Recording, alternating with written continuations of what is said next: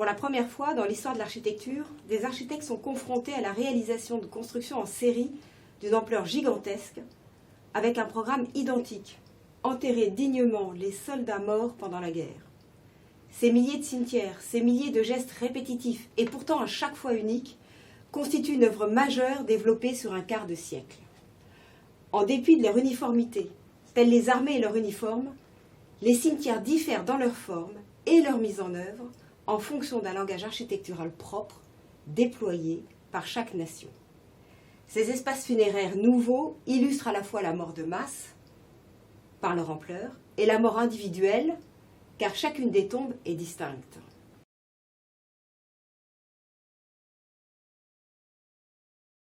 À la fin de la guerre, sur le front ouest, des milliers de cimetières improvisés, essentiellement organisés par les armées, sont éparpillés de part et d'autre de la ligne de front et à l'arrière, près des hôpitaux.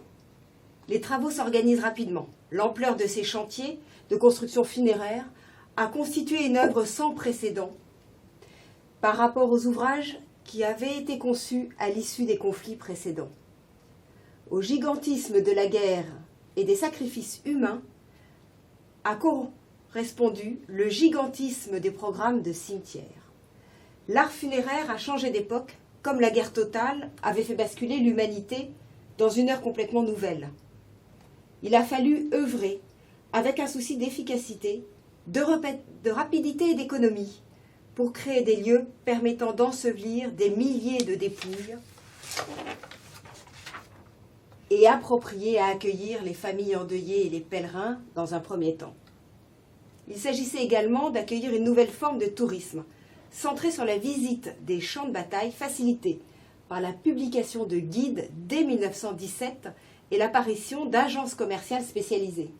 Dans le même temps, il a fallu tenir compte des contraintes propres au terrain et de faire valoir des partis pris esthétiques, voire politiques, différents selon les pays, reflétant des cultures et des caractéristiques nationales, créant ainsi des atmosphères très différentes.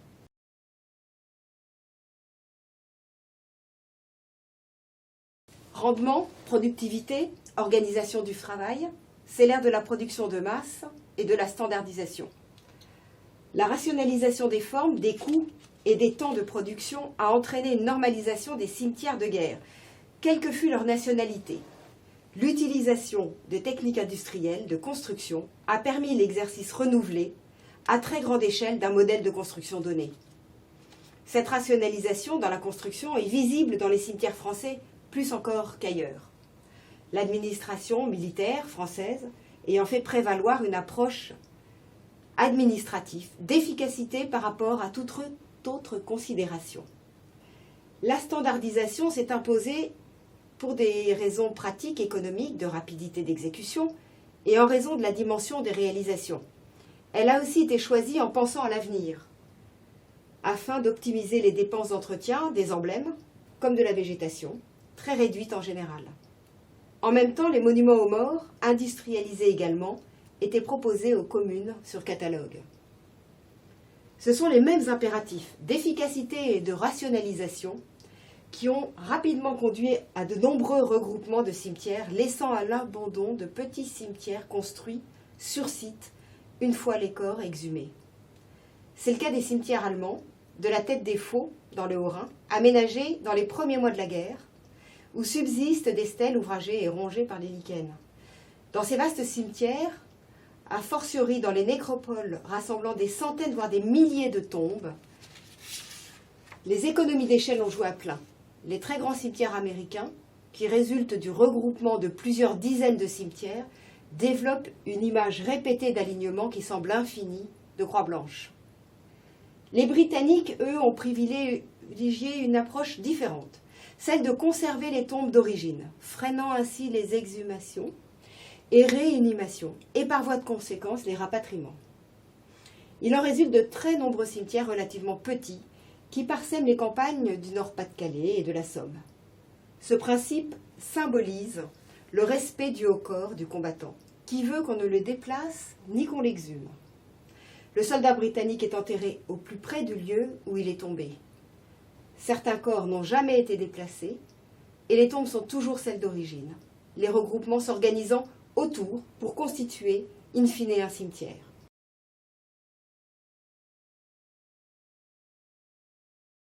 En même temps, les matériaux modernes se généralisent dans la construction avec des produits industriels, parfois préfabriqués, comme le ciment armé, le béton et l'acier. Le béton est déjà utilisé pendant le conflit pour édifier les premiers mémoriaux régimentaires ou des monuments funéraires individuels. Ils offrent des qualités plastiques nouvelles et des possibilités de création originale dont vont s'emparer les architectes dits modernes.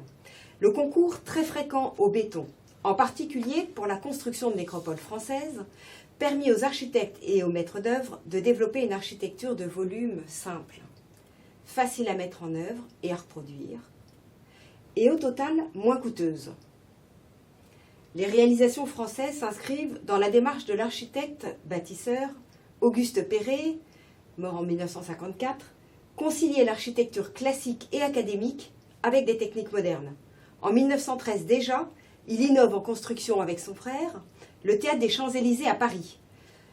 La création de ce théâtre en béton armé marque un tournant dans l'usage de ce nouveau matériau et lui donne ses lettres de noblesse. La mise en œuvre du béton armé par les frères Perret présente des avantages, notamment économiques, c'est un matériau moderne, à la technicité contemporaine, et utilisé comme la pierre, en monolithe. Le béton, c'est de la pierre que nous fabriquons, bien plus belle et plus noble que la pierre naturelle, s'exprimait Auguste Perret. C'est le choix que fait l'administration française pour les croix et les stèles des nécropoles. Après la guerre, en 1919, il construit l'église Notre-Dame du Raincy pour honorer la mémoire des morts. Le béton est laissé brut, nu, comme une pierre noble. Pour autant, Auguste Perret, s'il défend le béton armé, reste académique dans la création artistique et développe une certaine monumentalité. De nombreux architectes s'inspirent de ces principes, comme Léon Azéma pour l'ossuaire de Douaumont, dans la Meuse, mariant le béton et la pierre dans un style monumental. Le terrain bouleversé sur lequel est construit l'édifice nécessite aussi l'usage de ces nouveaux matériaux. 234 puits de béton assurent une stabilité à la construction. L'usage du béton permet une souplesse d'adaptation en même temps que la construction s'élève. La structure modulaire de la voûte de l'ossuaire a permis une réalisation par étapes. La voûte n'ayant ni début ni fin, elle s'ajuste au nombre d'alvéoles nécessaires pour recueillir les dépouilles de plus de 130 000 soldats. Au début du conflit, les Allemands adoptent également le béton armé pour l'imposant monument du cimetière Saint-Charles, construit pendant la guerre en 1915 à Sedan, et dessiné par l'architecte Ludwig Loni, professeur à l'école d'architecture de Trèves. D'une facture inspirée de l'architecture classique avec ses colonnes cannelées, l'aspect massif et imposant du bâtiment est souligné par des poteaux d'angle épais et privés de chapiteaux. Témoin de la puissance allemande en zone occupée, le bâtiment est bâti pour durer et souligne l'immortalité des héros tombés au combat. De leur côté, les Britanniques et les Américains s'inscrivent dans une démarche plus conservatrice et préfèrent la garantie d'un matériau dit noble et durable. Les Britanniques optent pour la pierre de Portland, un calcaire monolithe, mat, le plus souvent dans une teinte blanche. C'est un matériau de construction qui provient de l'île de Portland dans la Manche. C'est la pierre utilisée pour le palais de Westminster, pour la tour de Londres, et aussi celle du cénotaphe de Whitehall à Londres, taillé par Edwin Lutyens pour commémorer les victimes de la Grande Guerre. C'est la pierre des grands édifices anglais, une pierre choisie pour durer et pour marquer. Les Américains, eux, adoptent un marbre de Carrare à l'aspect laiteux, extrait des carrières de Carrare au cœur des Alpes. La roche est très blanche et légèrement veinée, et ses fins filets colorés lui confèrent un aspect très particulier qui la rend presque vivante. Elle symbolise la pureté des combattants, la justesse de leur combat et leur repos éternel dans la gloire. Ce marbre très dense est réputé immortel.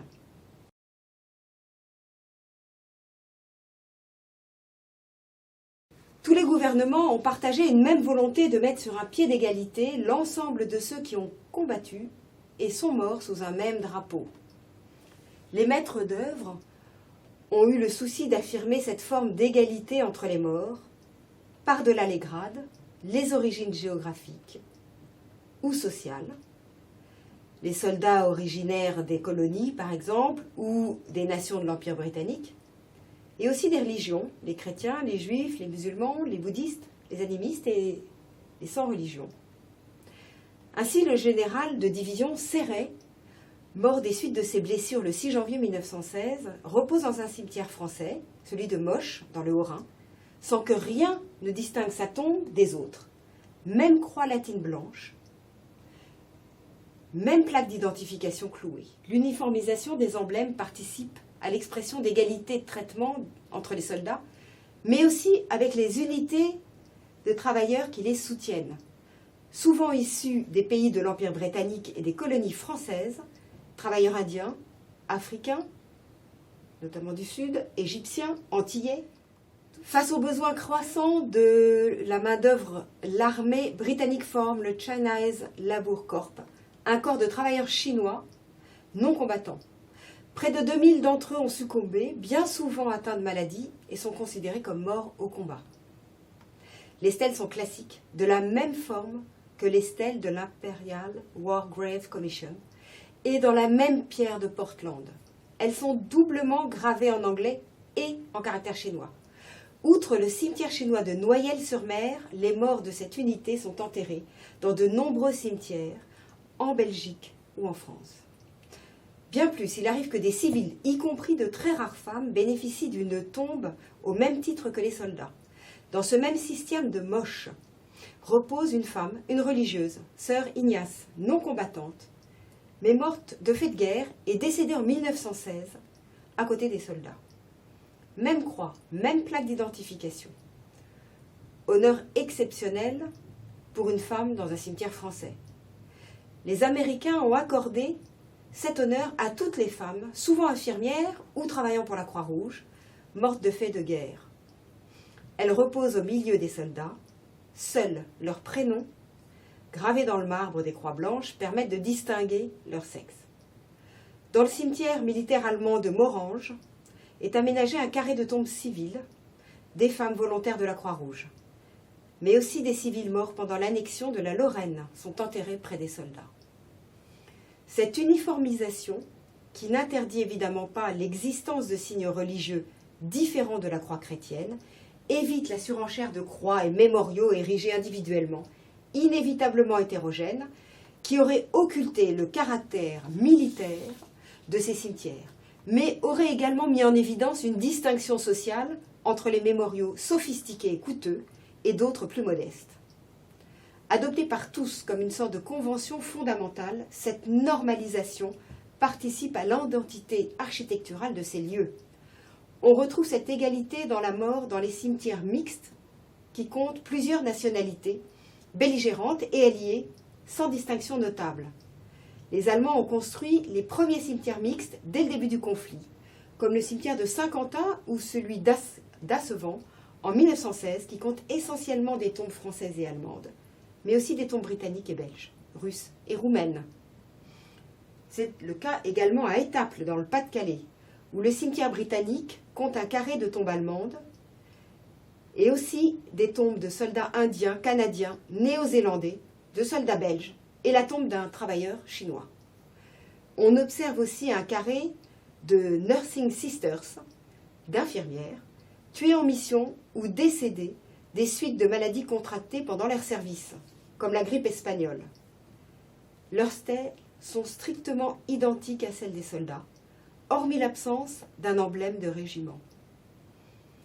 Seuls les Américains ont opté pour de très très vastes cimetières de regroupement. Ils sont peu nombreux. Ils honorent uniquement les cimetières de nationalité américaine, en tombes individuelles et sans ossuaire.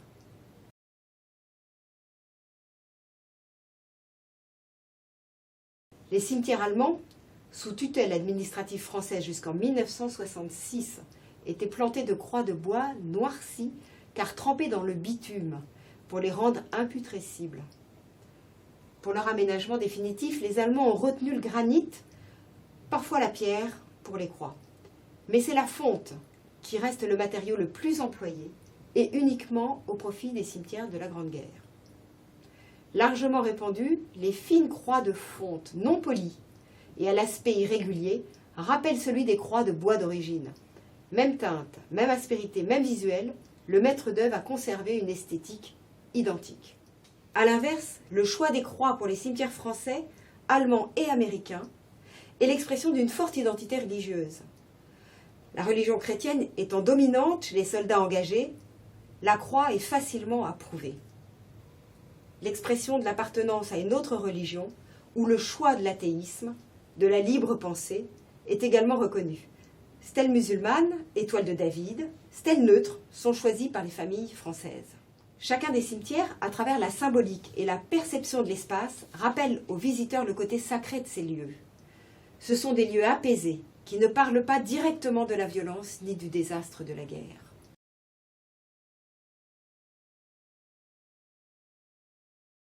Pendant l'entre-deux-guerres, des mouvements artistiques souvent d'envergure internationale, marquant l'art et l'architecture. Si l'art déco connaît un âge d'or pendant cette courte période, les architectes n'ont pas emboîté le pas dans l'effort de reconstruction et la réalisation des cimetières, à quelques exceptions près. La crypte de Larsmann-Wielerkopf, qui constitue l'une de ces exceptions, est un chef-d'œuvre de l'architecte Robert Danis, né en 1879 et mort en 1949.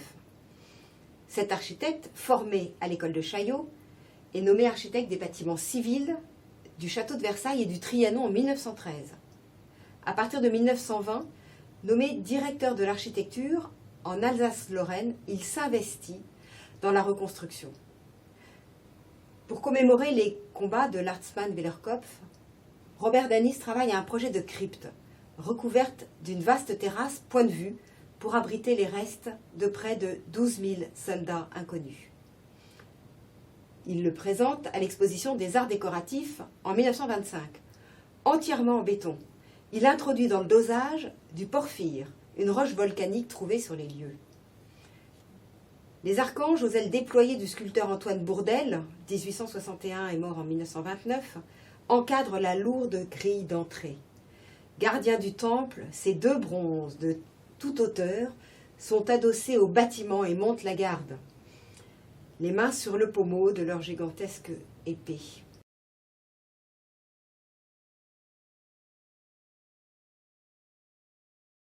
William Harrison Cowlishaw, né en 1869 et mort en 1957, qui réalise plus de 200 cimetières, est un adepte du mouvement Art and Craft en Angleterre, qui dénonce les pratiques industrielles au détriment du savoir-faire manuel et artisanal. Pour autant, il n'y fait allusion que dans les murets qui ceinturent les cimetières, grâce à la rusticité des schistes et des briques grossièrement mises en œuvre, empruntant ainsi à l'architecture rurale celle des terroirs. Le langage des cimetières militaires ne s'inscrit pas dans une mouvance ou dans une mode, encore moins dans les influences dues aux commandes que les architectes honorent dans le monde entier. Manifestation intemporelle du sacrifice, l'architecture s'inspire plus simplement des valeurs classiques et conservatrices, toujours avec subtilité et hauteur de vue. Cowlishaw dessine deux cimetières particuliers, car sans emblème individuel, et fidèle à l'esprit britannique. Un simple cratère, réaménagé après l'explosion de mines, où les corps des soldats sont restés ensevelis. À Zivi Cratère, l'architecte n'a pas privilégié d'axe face à l'entrée. La croix du sacrifice trouve sa place à droite de l'entrée, mettant en valeur la figure du cercle parfaite. Pas besoin d'artifices floraux. Le cratère est recouvert d'un gazon sobre et nu.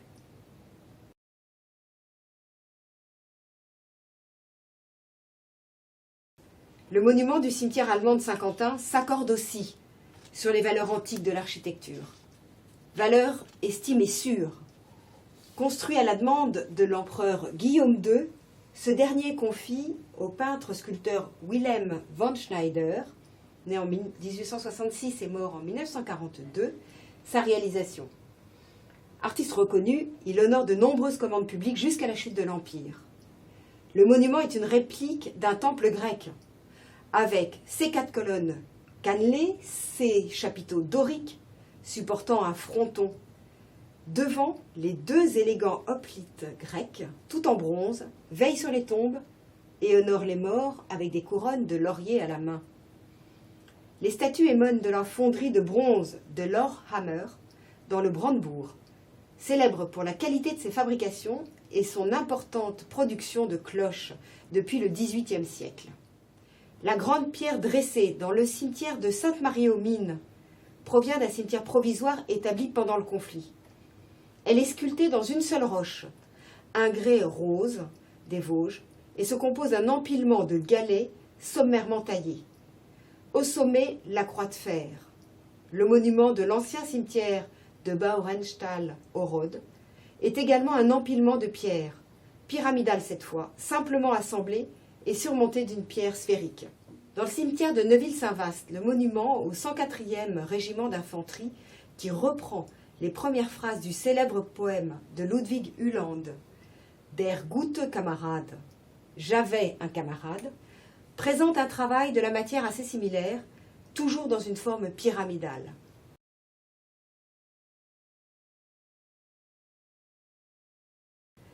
Quant à l'architecture monumentale de l'entre-deux-guerres, souvent attribuée à tort au seul pays autoritaire, elle est mise en œuvre entre autres par les Américains, dont le mémorial de la Marne est un parfait exemple. Il est édifié en 1933 par l'architecte français Paul-Philippe Crête, qui est né en 1876 et décédé en 1945, établi dès son diplôme acquis aux États-Unis, le plus grand pays démocratique. Le monument colossal frappe le visiteur par la pression qu'il existe sur lui. À cela s'ajoute la mise en scène paysagère, le sommet d'une colline dominant la vallée de la Marne. Expression moderne de l'art antique, le monument appartient au mouvement Art déco dans sa composition et la simplification de ses formes.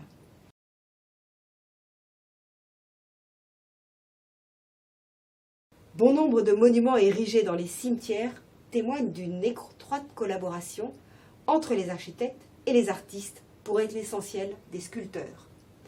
D'une façon générale, comme pour les architectes, les sculpteurs, y compris les plus réputés, s'attachent au code traditionnel de leur art et ont un goût prononcé pour la statuaire antique et classique. L'influence des plus grands, comme celle de Michel-Ange, est visible. Du style figuratif et des figures allégoriques reflètent les goûts de l'époque et offrent une lecture aisée au plus grand nombre. Surtout, cette écriture artistique permet d'entretenir le lien avec le pèlerin et le visiteur et d'établir un dialogue avec eux. L'art au service de la commémoration où les affres de la guerre sont palpables par les représentations de la douleur, de la tristesse et du deuil. Les monuments sont généralement figuratifs, à l'exception des monuments britanniques, comme par exemple le mémorial de Thiepval dans la Somme de l'architecte Lutyens et le mémorial aux disparus de la porte de Ménin près d'Ypres, réalisé par Géréginald Bloomfield. Cette distance avec la figuration, davantage qu'avec l'art classique, donne à ces monuments un caractère intemporel qui est renforcé par un langage architectural clair, une grande simplicité des volumes, une sobriété des lignes et une unité dans les matériaux, la pierre de Portland. Les sculpteurs qui interviennent pour l'IWGC créent principalement des bas-reliefs pour orner ces monuments. Pour la porte de Ménin, le sculpteur écossais William Red Dick, décédé en 1961, taille un lion couché au sommet de l'arche, symbole de puissance et de ténacité des armées de l'Empire britannique. Il orne les arches des colonnes de laurier et de feuilles de chêne dans un style académique. Ancien combattant, William Red Dick conçoit plusieurs monuments commémoratifs après la guerre. Il réalise entre autres le mémorial de Rickmansworth en Angleterre, où il reprend la thématique animale d'un lion majestueux terrassant un aigle. Les murs et les voûtes de la porte de Ménin sont recouverts des 55 000 noms de soldats disparus, sans sépulture connue. Comme pour l'immense voûte de l'ossuaire de Douaumont, je rappelle qu'un ossuaire est une tombe commune où on enterre côte à côte les restes des soldats dont on ne connaît pas l'identité. Dans cet ossuaire de Douaumont, chaque nom de cette douloureuse liste permet de sortir un petit peu de l'anonymat les soldats qui y reposent.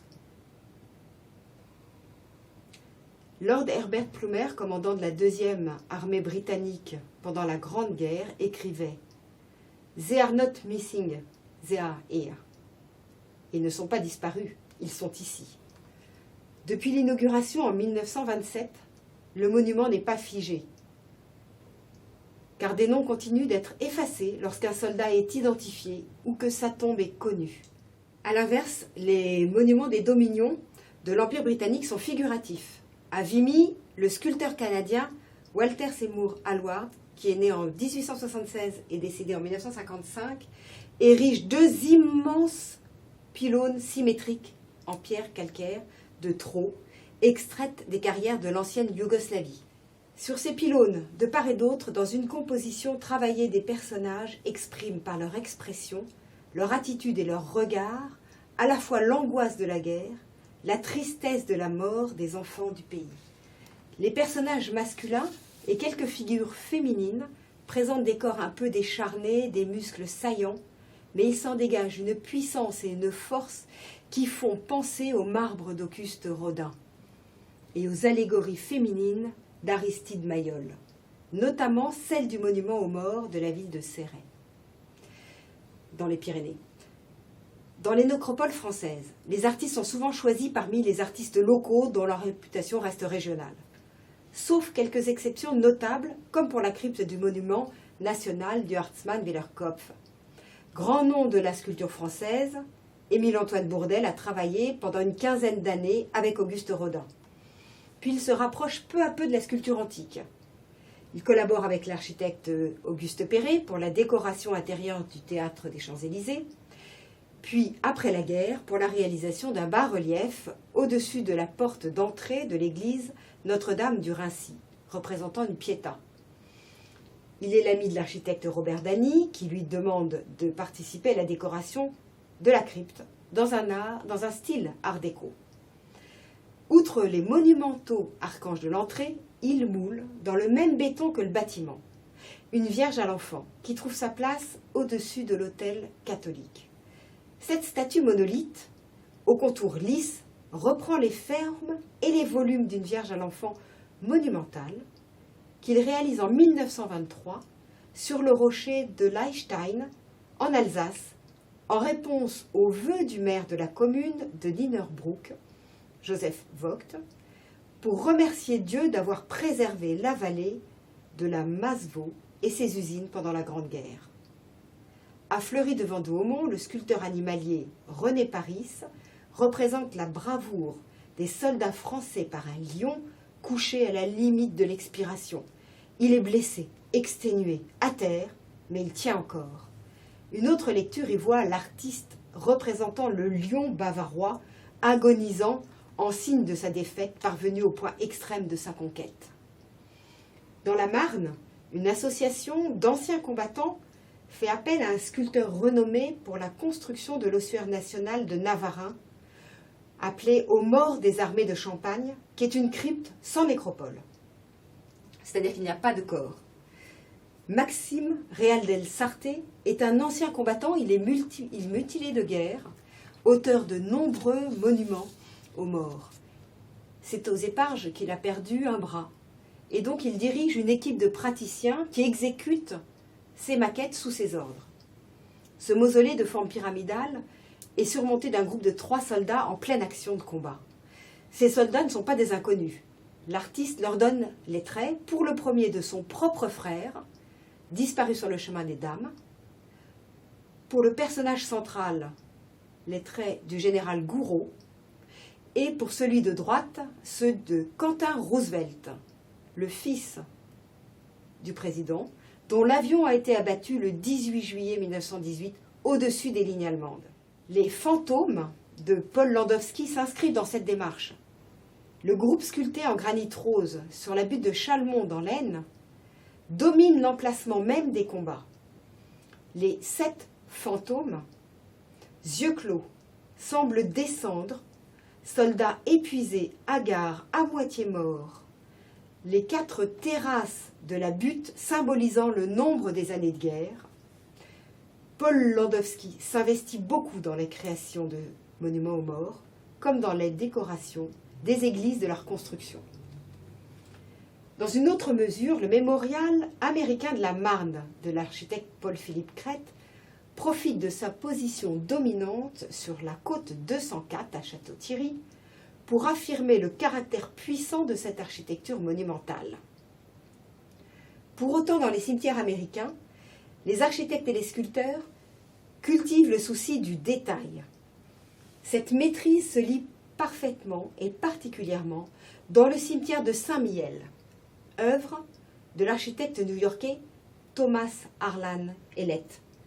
Dans les cartes murales illustrant les plans du front dans la région, dans les poignées de bronze, des portes des salles d'honneur et de la chapelle qui sont en forme de têtes de soldats casqués, dans les mosaïques délicates et colorées de la chapelle du cimetière, tout est précision.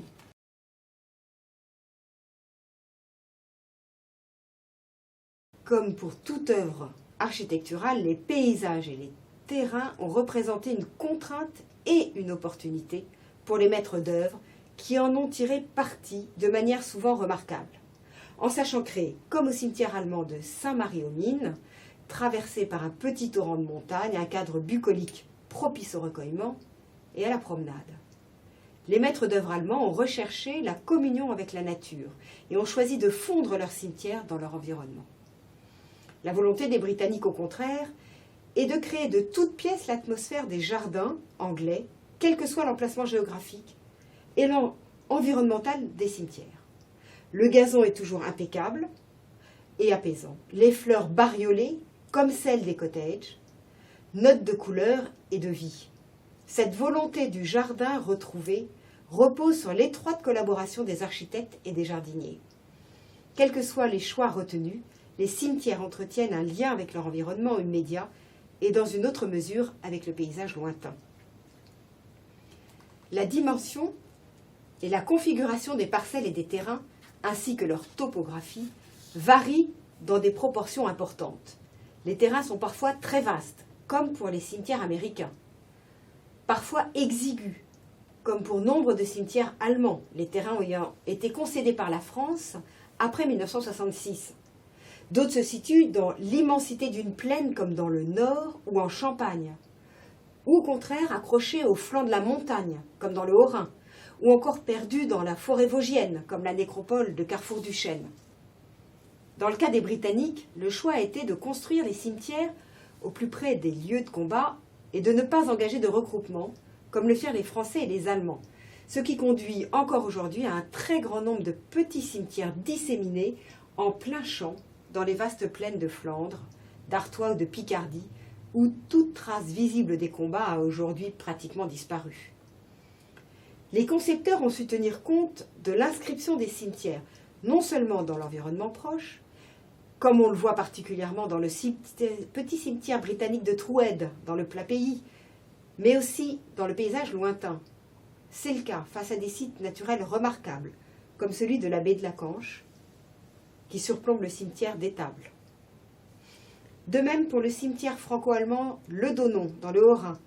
La vue sur le Sommement du Donon, théâtre de violents combats en 1914, et la présence fréquente de la brume crée une atmosphère toute particulière.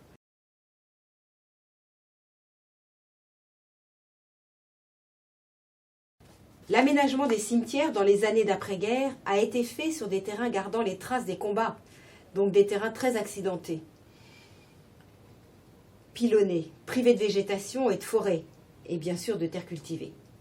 Les cimetières provisoires du champ de bataille pérennisé sont ainsi souvent à l'écart des villes et des villages. C'est la situation courante des cimetières britanniques et du Commonwealth. Pour les nécropoles de regroupement, la règle varie selon les États. Les nécropoles américaines sont situées près des lieux d'affrontement, symboliques et de tombes provisoires, comme l'atteste le cimetière américain Aisne-Marne, construit dans la continuité du Bois-Belleau, théâtre du premier engagement de l'American Expeditionary Force à la fin mai en 1918. Pour le cas français, aucune règle précise n'a été définie. Dans certains cas, le champ de bataille est intégré sciemment comme écrin de la nécropole de regroupement, comme à la Fontanelle. D'autres sont mises en place près des villages, comme à Rambercourt au Pau. L'une des raisons du rapprochement des villages est la volonté de préserver les terres agricoles, au rendement important. Le développement des infrastructures et l'urbanisation au cours du XXe siècle ont petit à petit gagné sur les terrains environnants, comme on observe au cimetière de Saint-Dié des Tiges dans les Vosges. Le cimetière français occupe une petite butte boisée, autour de laquelle s'articule aujourd'hui un lotissement qui peu à peu est venu encercler cette butte et construit à la fin du XXe siècle. Il est devenu un îlot de verdure, point repère central dans un environnement aujourd'hui immédiatement et entièrement bâti. Que reste-t-il de la guerre? Quels signes sont encore visibles? Dans leur apparence et leur organisation, la grande majorité de ces cimetières militaires ne parlent pas des combats, ni de la violence, ni des souffrances endurées. Ils sont des lieux de mémoire qui conservent les restes des soldats morts dans une atmosphère de tranquillité et d'apaisement retrouvé. En zone rurale, la nature a peu à peu repris ses droits.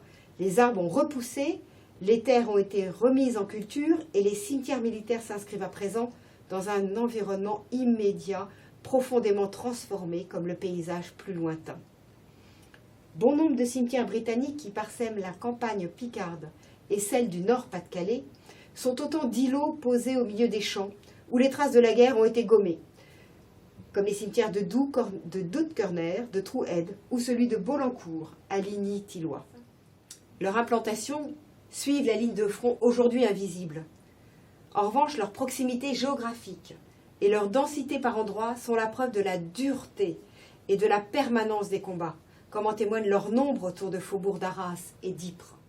À Vimy, les Canadiens ont dessiné un grand parc où les meurtrissures de la guerre sont entretenues de façon à conserver le lien logique entre les territoires, celui de la guerre autrefois et celui de la mémoire aujourd'hui. Les tranchées, les trous d'obus ont été réaménagés et les visiteurs peuvent y cheminer librement. À Beaumont-Hamel, au nord d'Albert, en mémoire des combattants venus de Terre-Neuve, le terrain a été laissé en l'état à la fin du conflit. La terre reste chamboulée, crevée de trous d'obus, lacérée de tranchées, de piquets de ferraille pointus comme autant de croix signalant les morts, hérissée de lambeaux de barbelés comme des morceaux de chair.